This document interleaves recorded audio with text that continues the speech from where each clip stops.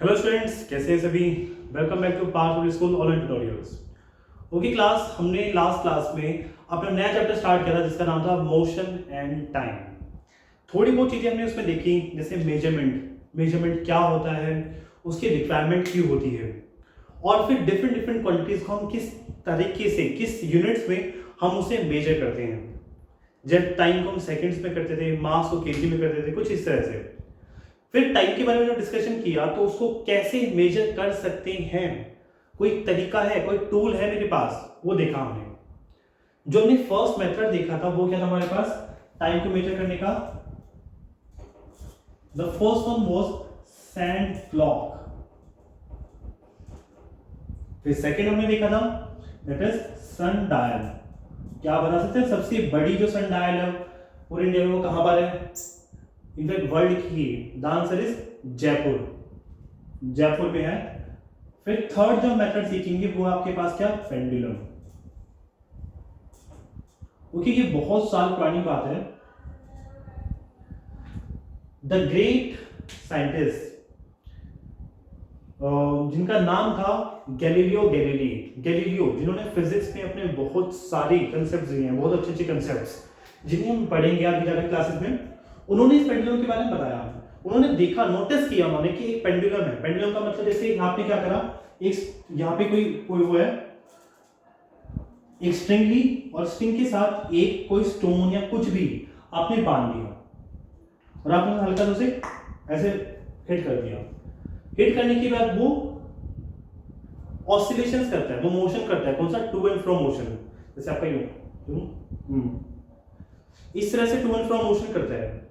Galileo Galilei ने ये notice किया कि जो ये मोशन है जो हो रहा है ये हर बार सेम टाइम लेता है, आपका हर बार सेम टाइम।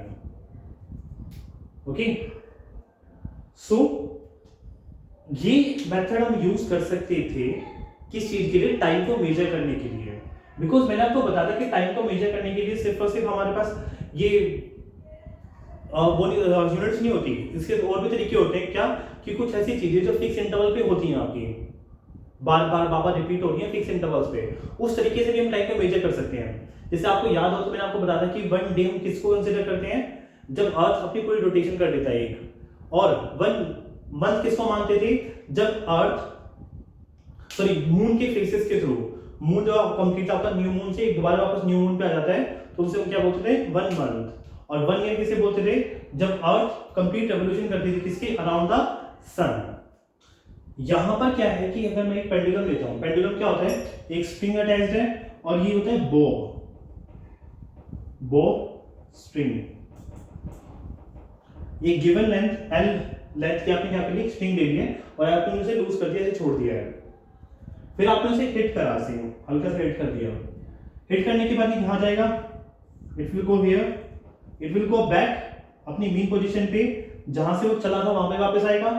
फिर वो आगे जाएगा, फिर वो वापस आएगा। It is known as one oscillation. इसे हम क्या बोलते हैं, वन ऑसिलेशन बोलते हैं। यानी कि इस बॉब को अगर मैं यहाँ पे लेफ्ट में हिट कर रहा हूं, यहाँ पे यूं यूं और वापस आ जाना, this is known as what, one oscillation. और इस ऑसिलेशन को पूरा करने के लिए जितना टाइम इसने लिया है उसे हम बोलते हैं टाइम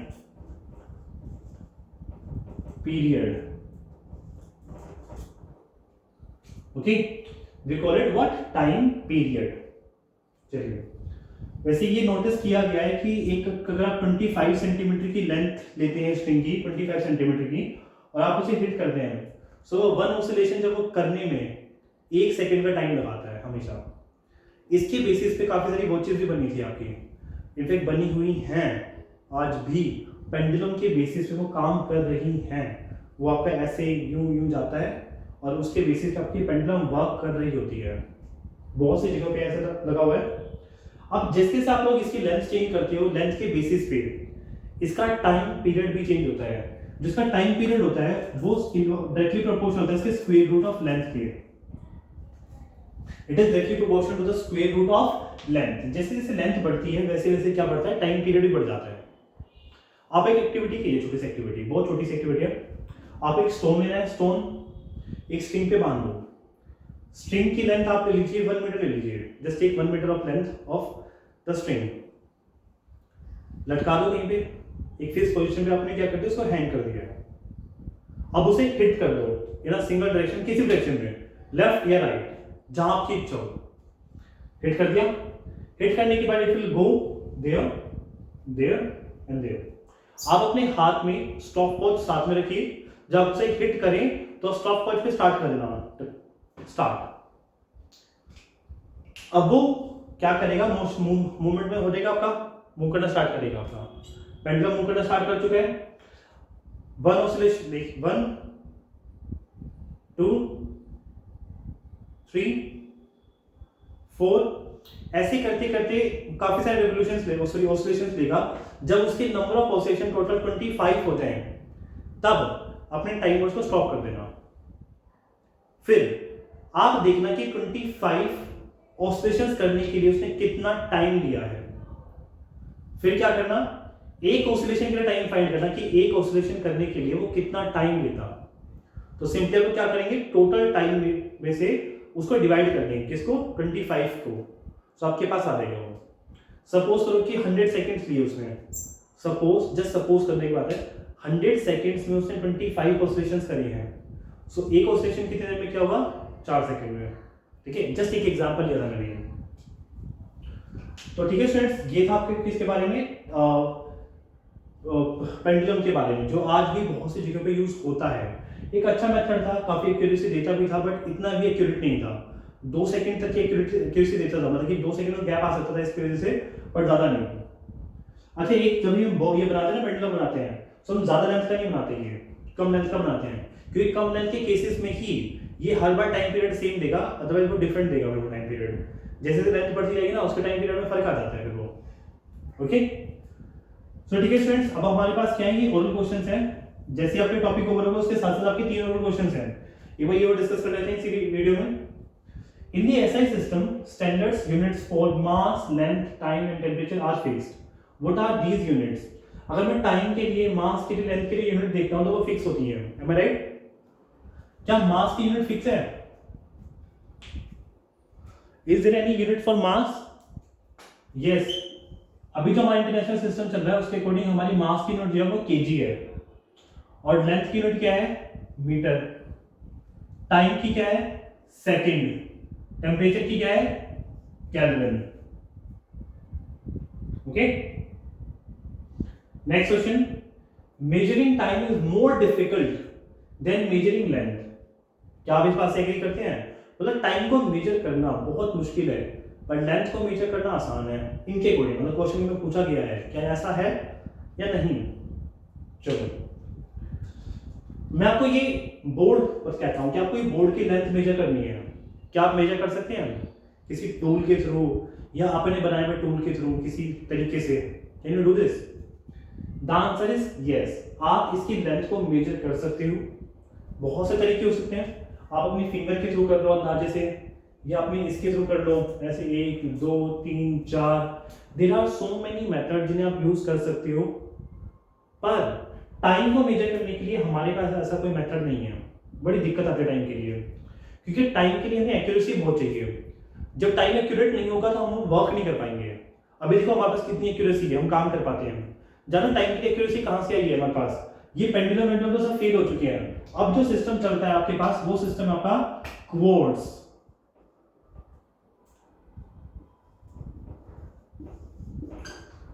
आपने कभी नोटिस किया हो कि जो वॉचेस होती हैं, उन वॉचेस के नीचे की तरफ लिखा होता है, कभी लिखा हो ऐसे यूं, नीचे की तरफ लिखा होता है, ऊपर उसका ब्रांड का नाम लिखा होता है, कंपनी का नाम, और नीचे की तरफ लिखा होता है क्वार्ट्ज।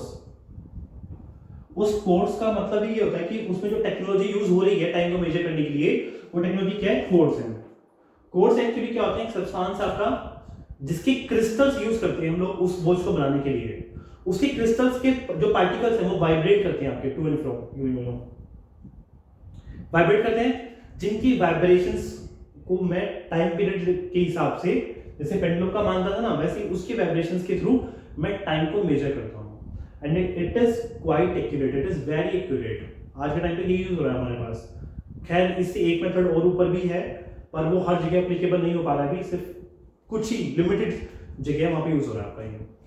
ठीक है।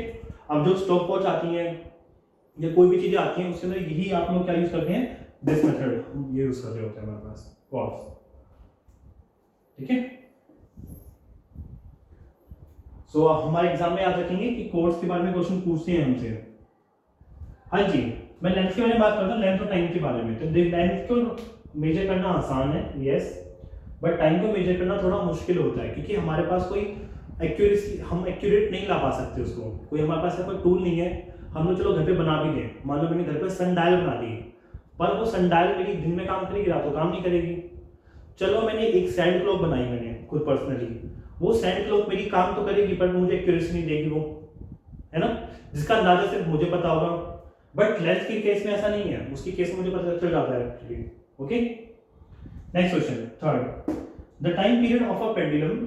देखिए जो क्वेश्चन मैं आपको बताता हूं उनकी लैंग्वेज आप अपनी फॉर्म में लिखिए, मतलब जो मैं बता रहा हूं उसको समझ करके अपनी लैंग्वेज के फॉर्म में लिखिए। It is the best way, मुझे कोई बुकिश लैंग्वेज नहीं चाहिए, आप लोगों की मर्जी है, चाहे बुकिश लिखे चाहो बुकिश लिख दो, कोई दिक्कत नहीं है। बट जो मैं समझाता हूं अगर आप उसे अपनी लैंग्वेज में कन्वर्ट करके लिखेंगे तो it is more beneficial for me as well as for you. मेरे लिए क्यों है, क्योंकि आप लोग उस चीज को समझ जाओगे, मुझे बहुत खुशी होगी और आपके लिए तो बेनिफिशियल है ही है अगर आप टॉपिक समझ गए हो तो। क्योंकि यही वो एज है जब हम चीजों को समझते हैं, आगे जाके फिर उसे इंप्लीमेंट करते हैं। सीखो तो ऐसे कि हमें कुछ नहीं आता और इंप्लीमेंट ऐसे करो कि हमसे ज्यादा किसी को नहीं आता। ठीक है स्टूडेंट्स, चलिए देखते हैं next question. The time period of a pendulum varies with its length. क्या पेंडुलम का जो टाइम पीरियड होता है वो उसकी लेंथ के साथ वेरी करता है? The answer is yes. देखिए आपको फॉर्मूला मैंने बताया था, T is directly proportional to L। मैं मानता हूं कि आपको भी ये जो लाइन है समझ नहीं आएगी, बट स्टिल आप बस इतना समझिए कि लेंथ इंक्रीज होने से टाइम पीरियड बढ़ जाता है आपका, ठीक है। So if length is increased how does the time period change? So it is also increased, वो भी चेंज हो जाता है। सो ठीक है स्टूडेंट्स, आई होप आप सभी को ये क्लियर होगा। इन केस आपको क्लियर नहीं है सो आप कमेंट सेक्शन में जाकर के अपने टॉपिक, अपने पॉइंट को डाउट्स में डाल सकते हैं। सून एज पॉसिबल मैं आपको टॉपिक क्लियर कर दूंगा। और अपना नाम मेंशन करना ना भूलें, ठीक है स्टूडेंट्स, लाइक और सब्सक्राइब करना भी ना भूलें। Thank you students, bye bye.